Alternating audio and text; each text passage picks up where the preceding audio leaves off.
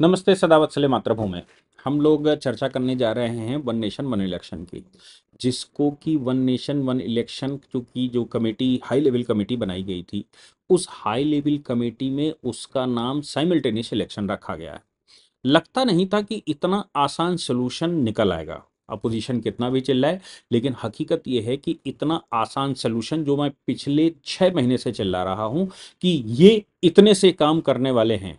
Honourable president के पास जो report गई है, हालांकि वो रिपोर्ट पूरी, अगर पूरा जो मैथमेटिक्स लगाया गया है उसकी बात करी जाए तो 18,000 पेजेस में कुछ काम किया है, लेकिन उसकी जो रिपोर्ट है वो 323 या 24 पन्ने की है। मैं कवर अवर पेज लगा लूं तो 325 पन्ने मान लीजिए। उस 325 पन्ने की रिपोर्ट में जब पढ़ने में आता है तो मालूम पड़ता है कि इस हाई लेवल कमेटी ने बहुत कम समय में कितना काम किया होगा। देश के जितने अभी जीवित चीफ जस्टिस हैं, जीवित मतलब जितने chief justice, former chief justice, उन सबसे बात करी। हाई कोर्ट के जितने चीफ जस्टिस रिटायर्ड थे उनसे बात करी, सिटिंग चीफ जस्टिसों से बात करी, सिटिंग जजेस और रिटायर्ड जजेस से बात करी, सुप्रीम कोर्ट के, इलेक्शन कमीशन ऑफ इंडिया अभी तक जो रिटायर हुए और जो सिटिंग है दोनों से बात करी। इसके अतिरिक्त अधिवक्ता परिषद और बार काउंसिल से बात करी, एक फिक्की से बात करी, सीआईए से बात करी। कुल मिलाकर कहा जाए तो सरकार ने एक 56,000 की तरफ रिकमेंडेशंस आई, उन रिकमेंडेशंस को कॉन्स्टिट्यूट किया। और अभी तक सभी 47 पार्टियां, जो देश में 47 रजिस्टर्ड पार्टियां हैं, ऐसा कहते हैं कि 47 रजिस्टर्ड पार्टियों में 15 पार्टियों को उन्होंने साइड में रख दिया जो बहुत छोटी होंगी, लेकिन 32 पार्टियों से इफेक्टिव कंसल्टेशन हुआ है। उस रिपोर्ट में सबसे ऊपर आम आदमी पार्टी का नाम ए से आती है, इसलिए आम आदमी पार्टी का नाम। कुल मिलाकर सभी पॉलिटिकल पार्टियों से, सभी प्रकार के इंस्टीट्यूशंस और देश में जो बड़े इंस्टीट्यूशंस हो सकते हैं, लॉ कमीशन सहित, सबसे कमेटी ने बात करी। और कमेटी इतनी हाई लेवल की थी कि कोई ना तो डिले कर सकता था ना कोई मना कर सकता था, क्योंकि कमेटी का जो चेयरमैन है वो फॉर्मर प्रेसिडेंट ऑफ इंडिया, मतलब द्रौपदी मुर्मू साहब से पहले जो प्रेसिडेंट थे, अमित शाह साहब इसके मेंबर थे। इसके अतिरिक्त सुभाष कश्यप साहब कॉन्स्टिट्यूशनल एक्सपर्ट थे। लीगल एक्सपर्ट्स में अगर हम बात करें तो तमाम लीगल एक्सपर्ट्स उसमें हरीश साल्वे सहित तमाम थे।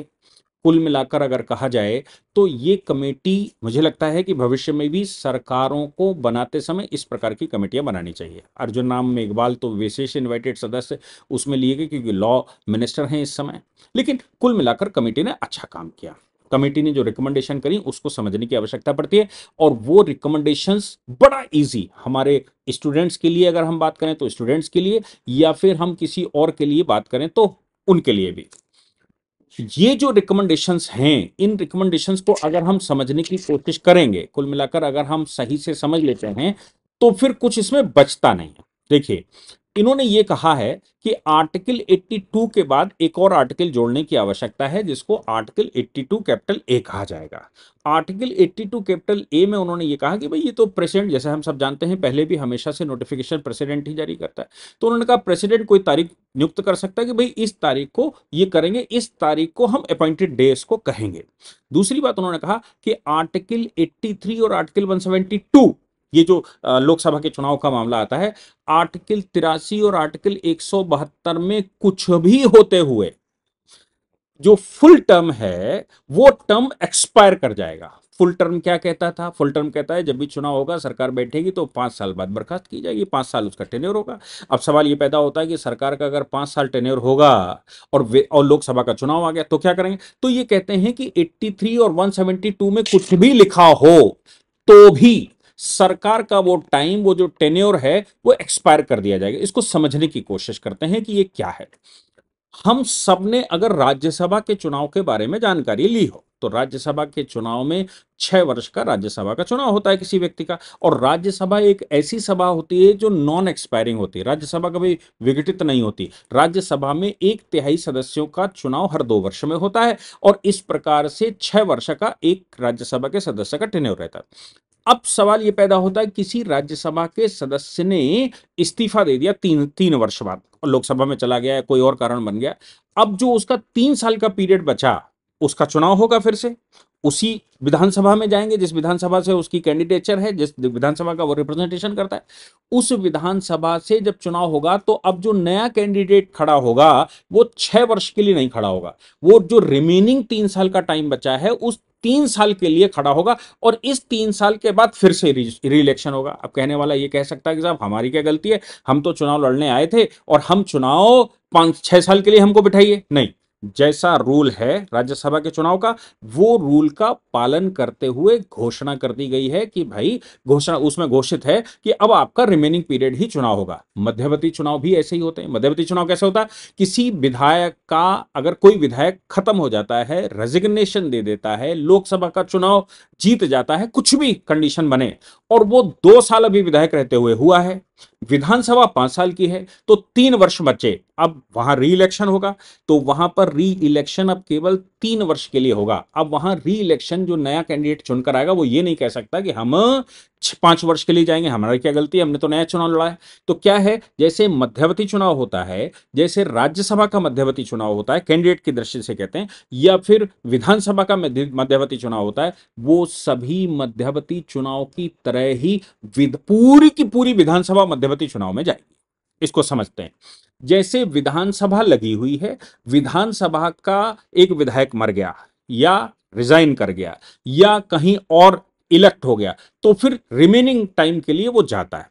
अब केंद्र का, तो इन्होंने इस कमेटी के माध्यम से जो कहना चाहते हैं वो ये कहना चाहते हैं, साइमल्टेनियस इलेक्शन का मतलब है देश का जो चुनाव है, देश का चुनाव मतलब जो लोकसभा का चुनाव है वो मेन चुनाव माना जाएगा। उस चुनाव के साथ विधानसभाएं चुनी जाएंगी।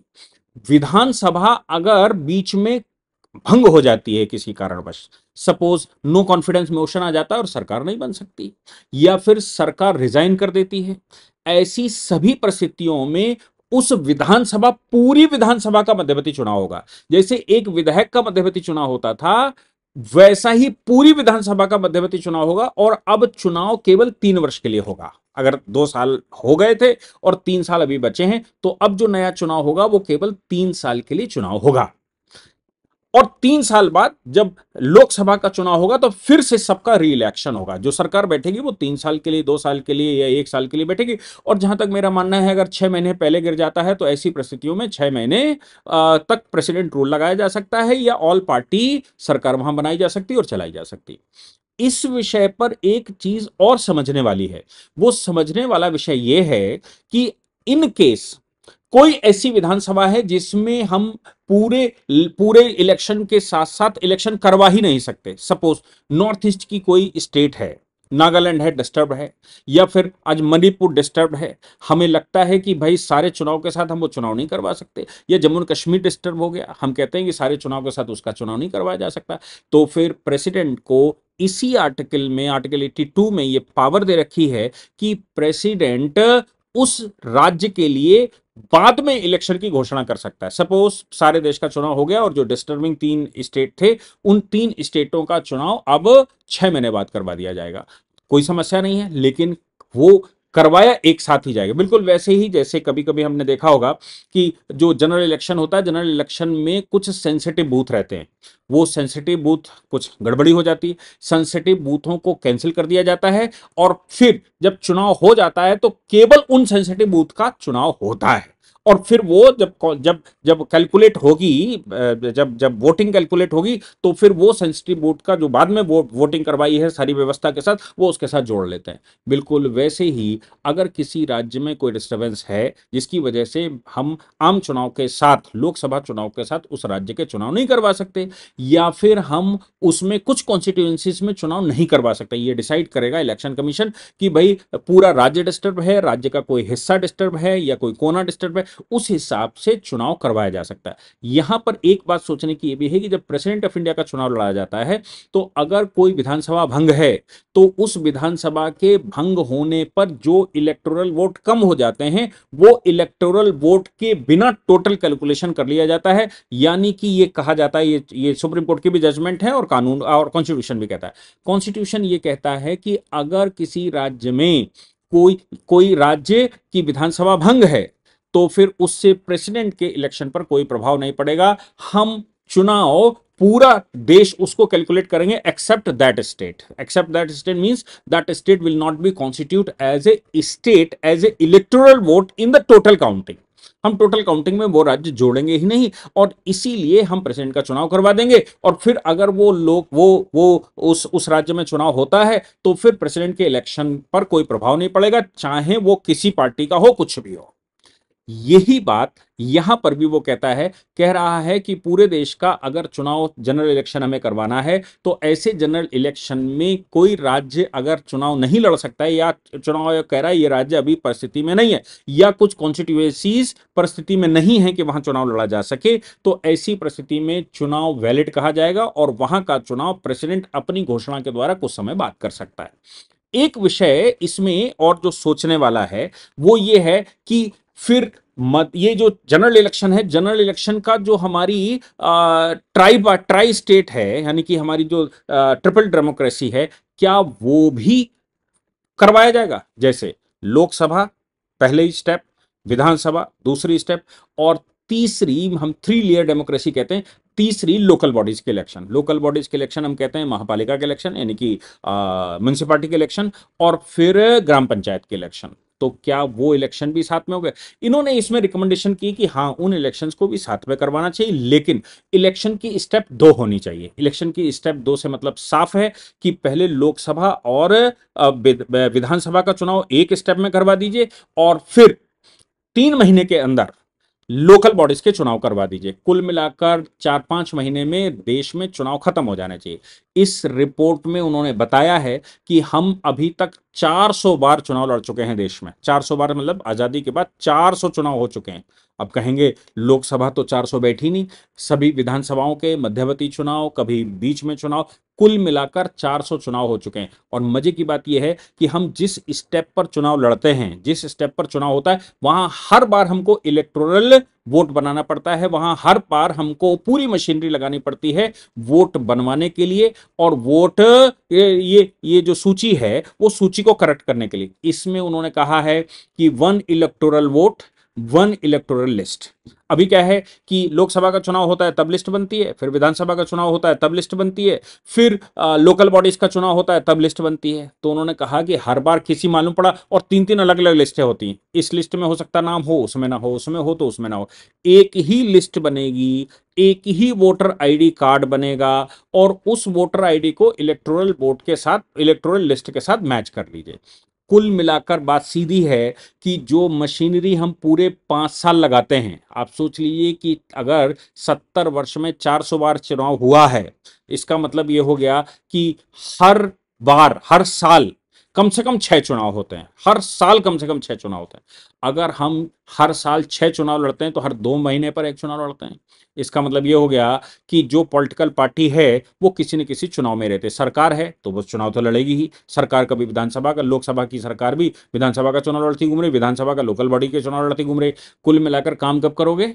और जो मशीनरी है हमारे पास, वो मशीनरी भी गाड़ी दौड़ रही है, सारी उसी में व्यस्त है। इसका परिणाम ये निकलता है कि सरकार जो करना चाहती है पॉलिसीज पर काम, उसको अधिकारियों को भी ये कहने को मिलता है, यानी कि सरकारी राज्य कर्मचारियों को भी ये कहने को मिलता है, साहब हम तो चुनाव में लगे थे।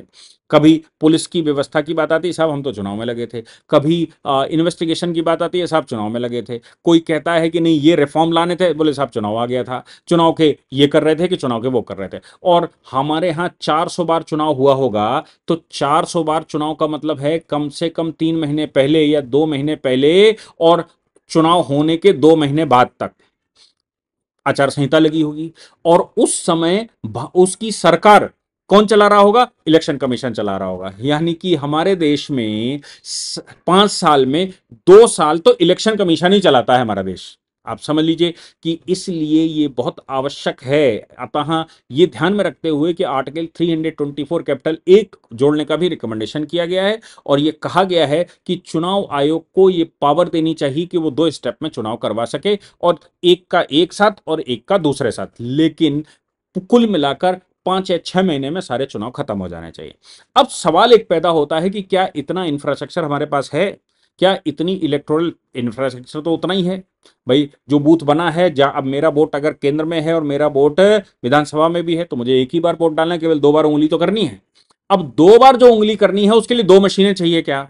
तो सवाल यह है, क्या मेरे पास उतना इंफ्रास्ट्रक्चर है? मैं आपको एक बात बताता हूं, जो पहला चुनाव हमारे देश में हुआ था 1951 का, वो अक्टूबर 1951 में शुरू हुआ था, इसलिए उसको 1952 की सरकार कहते हैं, लेकिन चुनाव 1951 का कहते हैं। बोलते हैं 1951 में चुनाव हुआ था, और कहते हैं कि जो पहली सरकार बनी वो 1952 में बैठी। आखिर क्या हुआ था? अक्टूबर, नवंबर, दिसंबर, जनवरी, फरवरी, 5 महीने तक चुनाव भारत में चला था। 5 महीने तक इसलिए चला था क्योंकि हमारे पास इंफ्रास्ट्रक्चर नाम की चीज थी ही नहीं। हमने पहली बार चुनाव लड़ रहे थे स्वतंत्रता के बाद, और पहले अंग्रेज लड़वाता था, हम सब जानते हैं वो कैसे लड़वाता था। हमने पहली बार डेमोक्रेटिक तरीके से चुनाव 1951 में लड़ा था। हमारे पास इंफ्रास्ट्रक्चर नहीं था, परिणाम ये निकला था कि हमको 5 महीने में चुनाव करवाने पड़े थे। क्या अभी पहली बार अगर हम ये वन नेशन वन इलेक्शन करवाने जा रहे हैं, अगर इंफ्रास्ट्रक्चर की कमी भी होती है तो भी हम चुनाव 3-4 महीने लेकर करवा सकते हैं। अभी हम 7 चरणों में चुनाव करवाते हैं, हम 14 चरणों में चुनाव करवा सकते हैं। 7 चरणों में चुनाव होता ही है ना। 7 चरणों का चुनाव का मतलब हो गया पूरे देश में हो गया। 7 चरणों का चुनाव, उतनी ही विधानसभाओं में भी उतने ही बूथ लगाने हैं, उतना ही सब कुछ करना है, तो हम 14 चरणों में चुनाव करवा सकते हैं। अगर हमारे पास उतना इंफ्रास्ट्रक्चर नहीं है तो 14 चरणों का मतलब बिल्कुल साफ है, हर तीसरे दिन भी अगर आप वोट डलवाएंगे तो 45 दिन लगने वाले हैं, 40 दिन लगने वाले हैं। 40 दिन में चुनाव आज की तारीख में उन्हीं मशीनों से जितनी हमारे पास है, हालांकि सरकार उस पर इंफ्रास्ट्रक्चर बढ़ाएगी, इस कमेटी ने भी कहा इंफ्रास्ट्रक्चर बढ़ाने की जरूरत है, लेकिन उतने ही इंफ्रास्ट्रक्चर में हम 40 दिन में चुनाव करवा सकते हैं। और अगला जब हमारा म्यूनिसिपैलिटी का चुनाव होगा और लोकल बॉडीज का चुनाव होगा तो उसमें भी हमको 20 दिन ही, 7 चरण ही लगने हैं। यानी कि अगर हम फिर से और जोड़ लें 20 दिन, तो 60 दिन हो गए। 2 महीने में चुनाव करवाया जा सकता है। 3 महीने में चुनाव तो बड़े आसानी से करवाया जा सकता है, जितना इंफ्रास्ट्रक्चर हमारे पास आज है। तो ना इंफ्रास्ट्रक्चर की समस्या है, और सवाल है कि जो चुनाव जो बैठा हुआ है, जैसे चुनाव अभी हरियाणा का हो रहा है, आज हरियाणा का, जम्मू कश्मीर का चुनाव हो रहा है, वो 6 महीने, मतलब जून में, जून के बाद 2 महीने हो गए। तो क्या होगा 2029 में इसके साथ चुनाव हो जाएगा? यस, वो ये कहेंगे कि फिर आपका 4 साल और 10 महीने का टेन्योर होगा। अगर 2027 में उत्तर प्रदेश का चुनाव है और 2029 में लोकसभा का चुनाव है, तो 2027 में चुनाव करवाते समय यह घोषणा कर दी जाए कि यह चुनाव केवल 2 वर्ष के लिए हो रहा है, क्योंकि 2029 में लोकसभा के चुनाव के साथ फिर से चुनाव होगा। और जहां विधानसभा भंग हो जाएगी धोखे से, तो फिर दोबारा विधानसभा करवाएंगे और वो करवा लेंगे, और जिसका टेन्योर रह गया होगा उसका कर्टेल कर देंगे। यानी कि अगर 2 साल के लिए, 3 साल के लिए समय है, तो हम उसको 3 साल कम कर देंगे या 2 साल कम कर देंगे, लेकिन अगला चुनाव 2029 में एक साथ सबका करवाएंगे। ये मुझे लगता है कि इतना आसान फॉर्मूला किसी ने सोचा नहीं था। बड़ी सारी बातें कही जा रही थी, लेकिन इस कमेटी ने, चूंकि हाई लेवल कमेटी थी, इसलिए मुझे लगता है इस कमेटी ने अपना बेस्ट परफॉर्मेंस दिया है। इसके बाद भी अगर कोई समस्या आती है तो फिर आगे बात करेंगे। मुझे लगता है ये सबके पीछे मोदी जी का जो एडमिनिस्ट्रेटिव रिफॉर्म लाने का उद्देश्य है, जो उनका कहना है कि हम प्रशासन को सही करेंगे, हम भारत की मशीनरी को, तंत्र को सही करेंगे। हमने पहले भी कई बार बात की है कि तंत्र को सही करने के लिए माननीय मोदी जी ने मिशन कर्मयोगी शुरू किया था। माननीय मोदी जी ने अभी लिटरल एंट्री वाला वो मामला जो किया था, डायरेक्ट अपॉइंटमेंट का, वो सब सब कुछ उसी उद्देश्य से हो रहा था कि हमें टाइम मिले ताकि मशीनरी को सही किया। भारत की समस्या अब सरकार नहीं है। भारत में इस समय 19 या 20 राज्यों में वो सरकार बैठी है जो काम करना चाहती, केवल काम करना चाहती है, लेकिन वो काम इसलिए नहीं कर पा रही है क्योंकि मशीनरी उसको काम करने नहीं दे रही है, या मशीनरी सुप्तावस्था में। सरकार को अगर समय मिलेगा 5 साल फुल, तो आप ये मान लीजिए कि मशीनरी को दुरुस्त करने का समय सरकार को मिलेगा। और अगर हमारे पास भ्रष्टाचारी मशीनरी खत्म कर दिया है, मशीन का भ्रष्टाचार खत्म कर दिया जाए, तो आप समझ लीजिए देश आज की स्पीड से दोगुनी स्पीड में चल सकता है। क्योंकि आपका वास्ता डिस्ट्रिक्ट मजिस्ट्रेट से पड़ता है, वो कहता है लाओ।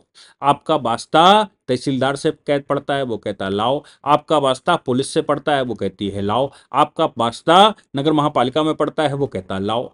ये जो लाओ वाली प्रक्रिया है, ये सब खत्म करने के लिए सरकार को वक्त चाहिए, मशीनरी के ऊपर दबाव बनाने का समय चाहिए, मशीनरी को सही से प्रेशर करने का समय चाहिए। इसलिए ये जो one one nation one election है, या जो साइमल्टेनियस इलेक्शन है, ये भारत के लिए रामबाण हो सकता है। जहां तक बात आती है इस बात की कि सरकार ब्लफ मार रही है या सरकार कर नहीं सकती। तो आपको याद करना चाहिए 1951-52 का चुनाव, उस समय भी चुनाव हमने करवाया है था, अंग्रेज भी ये कहता था तुम देश संभाल नहीं पाओगे, लेकिन हमने देश संभाला, देश चलाया भी। वो अलग बात है कि हमने कैसे चलाया और क्या-क्या गड़बड़ियाँ हुई, लेकिन हम कुल मिलाकर उसको चला ले गए। ये पहली बार चुनाव होगा, पहली बार में ही 4-5 साल के टेन्योर में जो भी समस्याएं या जो बाधाएं आने वाली हैं, उसके बाद एक बार फॉर्मूला तय हो जाएगा तो सबको ध्यान में आएगा कि विधानसभा अभी चल रही है, 3 साल का विधायक मर चुका है, 2 साल का समय बचा है, अब जो मध्यवर्ती चुनाव है वो 2 साल के लिए ही है।